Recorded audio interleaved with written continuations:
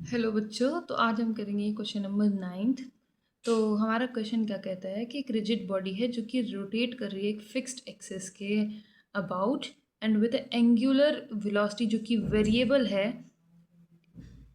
Time के साथ, और हमें ये चीज़ फंक्शन दिया है इसका, ठीक है, एंगुलर वेलोसिटी का, ठीक है, जहाँ पर अल्फा और बीटा जो है वो कांस्टेंट हैं एंड टी जो है वो हमारा टाइम है, ठीक है। तो हमें बताना है कि वो एंगल क्या होगा जिसके साथ वो रोटेट कर रही है, मतलब कि the angle through which it rotates just before the after, मतलब जस्ट बिफोर द स्टॉप, मतलब कि जब वो स्टॉप होगी, जब वो रिजिड बॉडी रोटेट करना स्टॉप होगी तब वो किस एंगल से घूम रही होगी, हमें ये बताना है, ठीक है। तो देखते हैं ये कैसे क्वेश्चन हम हैंडल करने वाले हैं, क्या कॉन्सेप्ट लगेगा, हम ये देखते हैं। और पहले चलते हैं नोटबुक पे, उसके बाद देखते हैं कि कैसे सॉल्व करना है। तो हमें एंगुलर वेलोसिटी के बारे में हमें ये दिया गया है कि एंगुलर वेलोसिटी टाइम के साथ साथ चेंज हो रही है, जहाँ पर अल्फ़ा और बीटा जो है कांस्टेंट है एंड टाइम टी जो है वो हमारा टाइम है। अच्छा, जब एक बॉडी अभी तो रोटेट कर रही है, ठीक है, मतलब मान लीजिए कोई रिजिड बॉडी है जो कि इस एक्सिस के अबाउट रोटेट कर रही है, तो इसमें ओमेगा होगा, मतलब एंगुलर वेलोसिटी इसकी होगी।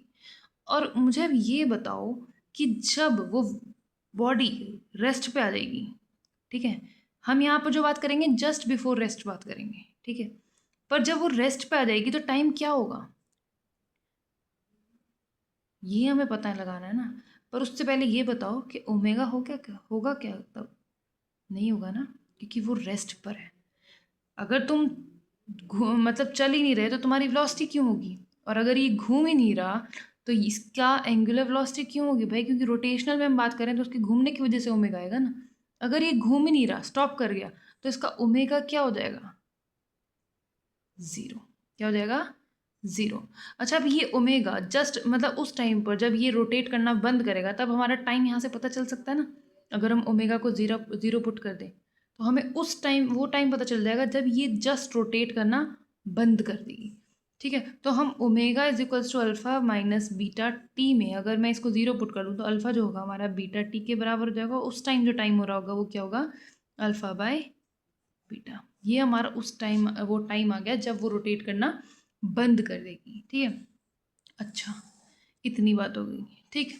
ये तब की बात करी थी हमने जब वो रेस्ट पर आ गई थी, जब वो स्टॉप हो गई थी, ठीक है, और जब वो रोटेट कर रही थी वो ये था केस, ठीक। स्टॉप करने के बाद उसका ओमेगा ज़ीरो हुआ था, ये याद रखना, ठीक है।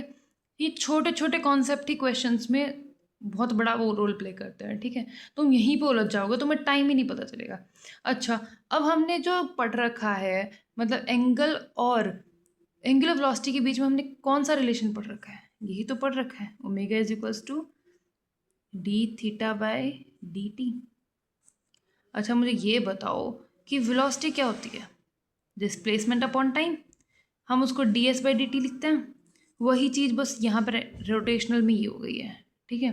क्या हो गया है कि v को ओमेगा लिख दिया है और डिस्प्लेसमेंट यहाँ पे थीटा से रिप्लेस कर दिया गया है। थीटा भी यहाँ पे एंगुलर डिस्प्लेसमेंट इशू करता है, ठीक है, रोटेशनल में। तो अगर मैं इसकी बात करूँ आगे, तो ओमेगा क्या है हमारा, इसको मैं ऐसे लिख सकती हूँ, omega dot D T is equals to D theta.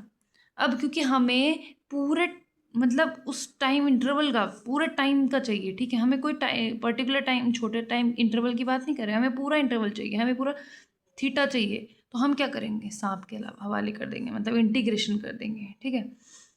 Integration कैसे करेंगे कि हम टाइम क्या पुट करेंगे, ज़ीरो से कितने टाइम तक, इस टाइम तक, तभी तो वो स्टॉप होगी, है ना।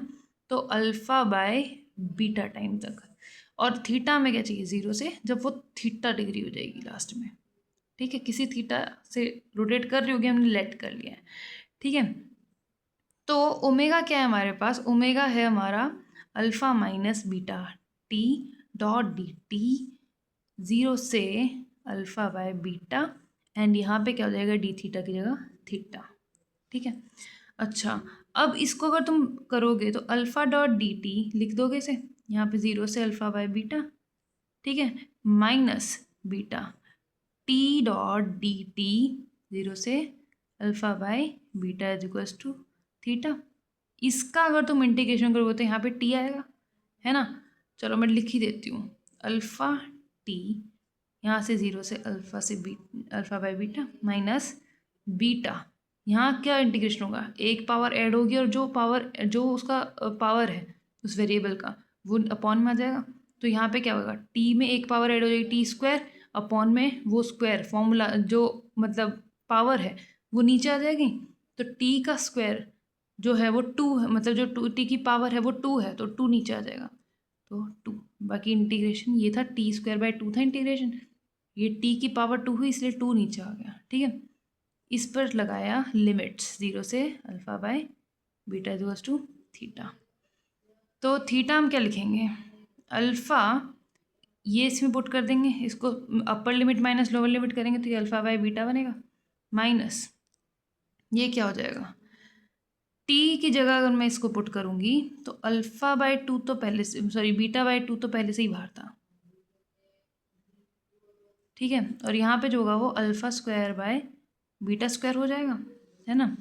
तो ये बीटा इस बीटा के स्क्वायर से कट गया, तो थीटा क्या आएगा हमारा, alpha square by beta minus alpha square by two beta.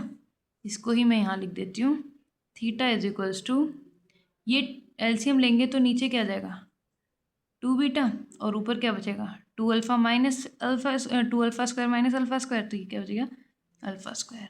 तो हमारा ये इसका एंगल हो जाएगा और ये हमारा फाइनल आंसर है। Thank you so much.